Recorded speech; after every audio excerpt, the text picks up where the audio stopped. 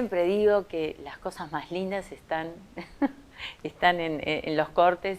Seguimos charlando con Daniel, cosas muy interesantes, pero no las podemos contar al aire. Así que sí, nos podés contar sobre que seguís radio o tele, porque estás en Radio Carve hace muchísimo tiempo. Claro. Bueno, Las dos cosas. Las dos, sí, a ti te consta además, porque los medios terminan siendo muchas veces complementarios. De todos modos, la radio, bueno, tiene un impacto, tiene esa magia de acompañarte. Fíjate que ahora estamos un poco en el marco de la celebración de los 100 años de la radio. Y ese centenario, ¿qué te marca? La extraordinaria vigencia del medio.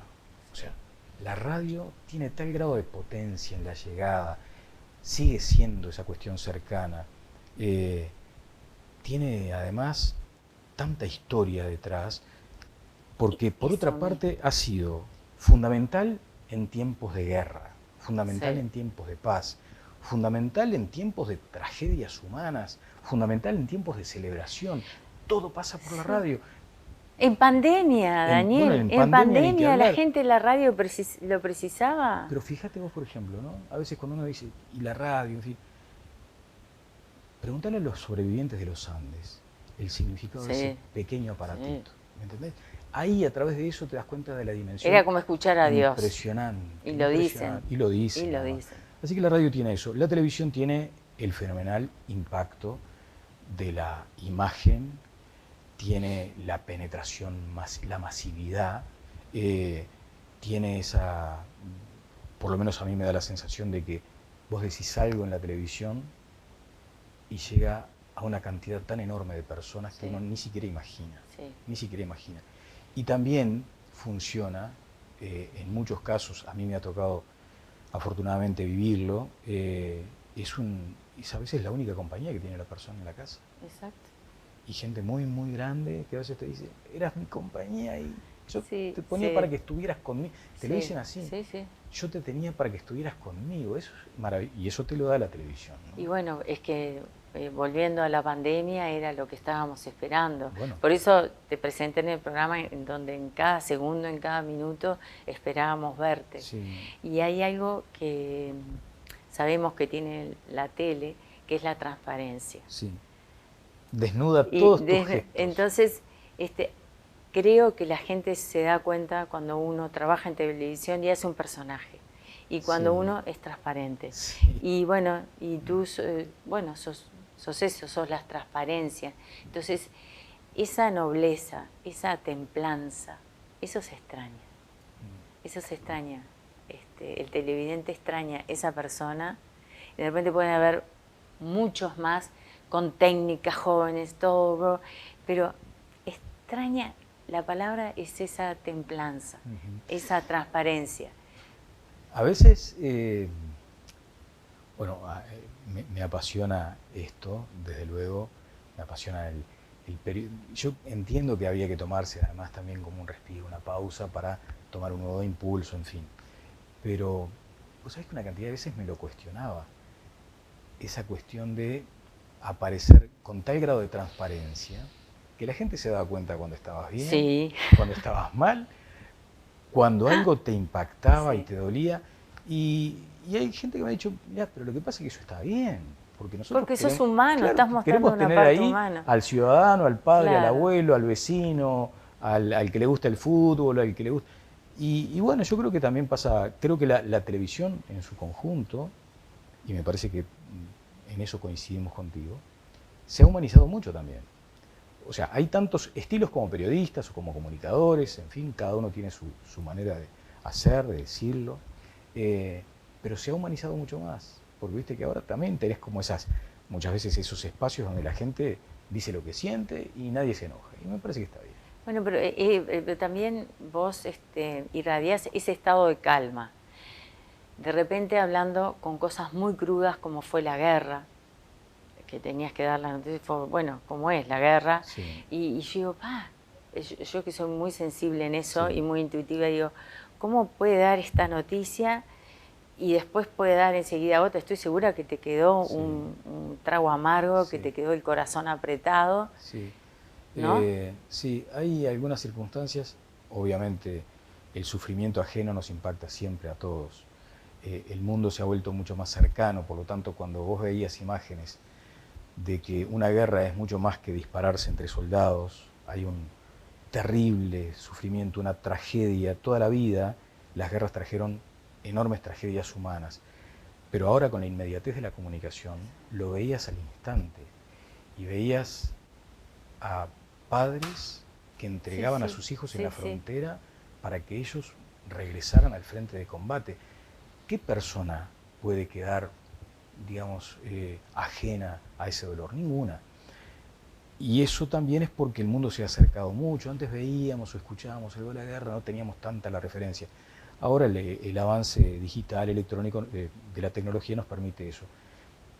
Pero también lo que pasa en nuestro país es duro muchas veces de sobrellevar lo que tiene que ver con el dolor ajeno manifestado en la crueldad contra los niños. A mí esas cuestiones eso te desarma. Son devastadoras, ¿no? Y cuando digo crueldad, también muchas veces la imprudencia en el manejo que hace que haya familias enteras que vivan tragedias por un accidente.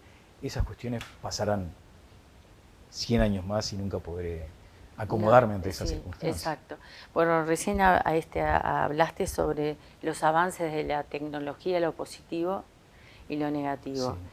Y como ciudadano también los problemas que acabas de decirlo tú, alarmantes que tiene, que yo me los anoté, como por ejemplo el alza en suicidios, la violencia, la droga, el maltrato animal, la violación a los derechos humanos, el cuidado del medio ambiente, la autorización de agroquímicos, que ya estamos en el horno, bueno, las granjas de sangre.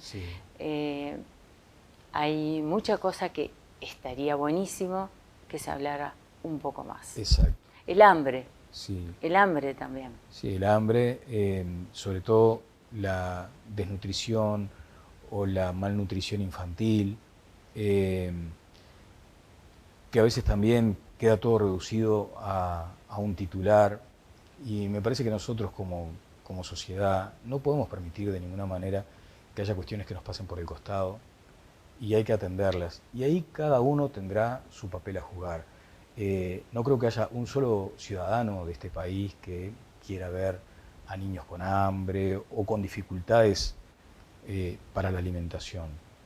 Exacto. La pobreza, como dicen, muchas veces tiene cara de niño, y Uruguay no escapa a una realidad que muchas veces se da también a nivel regional. Pero, como también se dice, a las cosas. Entonces está muy bien que el gobierno ponga mucho foco en eso, está muy bien que la oposición advierta que hay cifras que hay que atender. A veces también queda esa sensación de que para algunos temas deberíamos alcanzar algunos acuerdos nacionales básicos, elementales. Es que te tiré muchos temas, te pido disculpas porque te tiré mucha cosa que es la que a mí me inquieta y es la que no se habla. ¿Y cómo podemos hacer? Sí, hay temas que casi naturalmente llevan a la polémica, en fin. Vivimos en un país que afortunadamente tiene una democracia fuerte, a la que igual hay que atender a diario, o sea, no nos podemos quedar con esa sensación de que todo está resuelto, pero me parece que hay algunos asuntos que demandarían otro tipo de intercambio institucional. Y cuando digo institucional, los partidos son instituciones fuertes en este país. Hay cuestiones, entiendo que sí, que a veces somos muy ingenuos en creer que puede resolverse todo con una política nacional, con una política de Estado, pero en alguna agenda hay que ponerse de acuerdo. Describías algunos asuntos en una agenda muy intensa, y siempre tengo esa esperanza de que no quede simplemente la reunión de políticos en la foto, que actúen. Nosotros tenemos ahora, por ejemplo, por delante el cumplimiento de los objetivos del desarrollo. Es una mirada a mediano y largo plazo. Nosotros tenemos que cumplir en 2030 con algunas prerrogativas o algunos rumbos que marcan Naciones Unidas, que sugieren nada más, ¿no?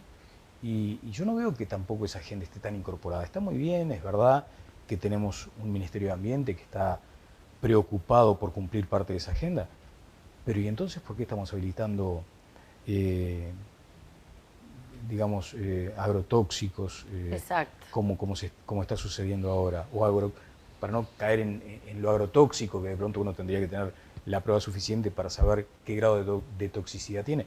Llamémosle agroquímicos, pero agroquímicos que estaban suspendidos hace una semana y ahora están habilitados. Y ahora están. ¿Y eso? ¿Y eso a qué obedece? ¿A presiones de qué naturaleza? Entonces, no hay que ser ingenuos, sabemos perfectamente que estamos en un mundo dominado por intereses de diversa naturaleza, por presiones de todo tipo, porque además se da la disyuntiva, ¿no? De decir, bueno, le habilitamos a esta empresa la incorporación de estos productos, porque a su vez esta es la empresa que más gente está ocupándome hoy. Entonces, a veces también se le plantea al gobernante un dilema enorme, porque no es simplemente aquella cuestión de decir, no, se prohíbe y ta. Y la empresa te dice, me prohibís. Pero hay cosas atrás y bueno, que por ¿viste? eso Entonces no se pueden resolver. Pero... Claro, y no es todo, a veces tenemos la tendencia esa también intelectual a la polarización, a que todo sea blanco o negro, y en esa visión nos damos cuenta que hay una enorme cantidad de grises. No estoy diciendo nada novedoso ni nada creativo, pero efectivamente es así. Tenemos que mirar una cantidad de grises. Entonces, considerar esta cuestión, ¿viste? De decir, bueno, ¿cómo me manejo yo, gobierno, ante los intereses de una empresa que radicó sus inversiones acá, que da trabajo? Volvemos al tema del equilibrio, ¿no? Exacto. Y el maltrato animal también. Bueno, ahí también no admito que haya posiciones binarias, me parece que ahí en el maltrato animal veo el vaso medio lleno. Se está por aprobar una ley. Porque hay Disculpame que te haya... No, al contrario. Que te interrumpa. Hay algunas iniciativas. Yo creo que el instituto, la propia creación relativamente reciente del Instituto de Bienestar Animal iba en una buena dirección, pero también, Laura, volvemos al mismo punto siempre. No es ir a los extremos. Cuando uno habla de bienestar animal, debe atender a toda la enorme complejidad que tiene eso, y no la lógica binaria esa que a veces nos domina, ¿no? Entonces están los que están a favor de los perritos, los que están a favor de las ovejitas, y entonces ahí hay un lío enorme porque decimos, no vayamos detrás de la captura de los perros que están en jauría, que están matando majadas, o la otra lógica, matemos a rajatabla a todos los perros que andan sueltos por ahí por la campaña. Ahí volvemos a los grises, ¿viste? Sí, lograr el equilibrio. Eso, porque decís, para salir adelante. Controlar. Hay algunas políticas ahora que me parecen interesantes, ojalá que se avance en la castración. También, vos hablas de castración, y es probable que lo podamos entender quienes ahora tenemos una vida mucho más vinculada a lo urbano. Pero anda a hablarle de castración, por ejemplo, a la gente de campo, que buenamente todavía tiene mucho preconcepto, si querés, con lo que es la castración. Y hay que entender ese punto también. Después hay otras situaciones, ¿no? que son absurdas. Ahora hay una fundación, en este caso conozco la Fundación Leticia Darenberg, que está trabajando mucho en los procesos de adopción responsable. Entonces no es que te digan, no compres una mascota. No, te dicen, considera la posibilidad de adoptar. Tenés la libertad de comprar, pero fíjate que hay una gran posibilidad de adoptar. De adopción. Y no tenés idea, bueno, sí tenés idea, pero efectivamente hay que decirlo una y otra vez, la ventaja que muchas veces tiene para las familias adoptar a un animal. Lo digo por experiencia propia, pero además es impresionante la ayuda que significa para personas que están solas, para hogares donde hay muchas veces enfermedades. Entonces decís, entre comprar y adoptar, inclínate a la adopción. Exacto, y es un acto de amor. Es un acto de amor. Es un acto de amor. Tan acto de amor como acto de desamor a aquellas familias que muchas veces compran porque la raza está de moda, pero se viene la temporada, no tienen dónde dejarlos y dejan o a los animalitos o a las crías en un tacho, como ha pasado, ¿no? Terrible. Bueno, y tendríamos muchos más temas para hablar sobre la educación y todo, pero tenemos que terminar pum para arriba porque nos pusimos un poquito intensos en problemas que realmente que nos conmueven. Sí, claro. ¿Seguís viéndote con tus compañeros de clase? Vos sabés que, claro, al haber transitado mi niñez, mi adolescencia y mi juventud en Tacuarembó, muchos compañeros quedaron allá, esa es la verdad. Yo me vine ya veterano, con 30 años, a Montevideo, así que muchas amistades quedaron en Tacuarembó. Sin embargo, mantengo algunos vínculos con los que se dicen los amigos de fierro, ¿viste? Esos amigos que siempre están. Eso es maravilloso. Eso es maravilloso, sería lindo juntarnos más, pero también a veces las distancias... Pero ahora tenés tiempo, un poco más de tiempo. Y yo te quiero decir algo, sí, vos estabas compitiendo conmigo, porque hacías un programa infantil, y yo hacía un programa infantil, cierto. Creo que al mismo... Bueno, mira, en Canal 7 de Tacuarembó, la excusa fue armar un programa infantil que se llamaba Entre Amigos, y fíjate, acabas de decir una cosa interesantísima, tenés tiempo, me decís. Sí. Mi querido amigo Dante Dini, mi gran amigo, cumple años el 25 de noviembre. Sí. En todos los años, obviamente, tenía grandes dificultades para ir.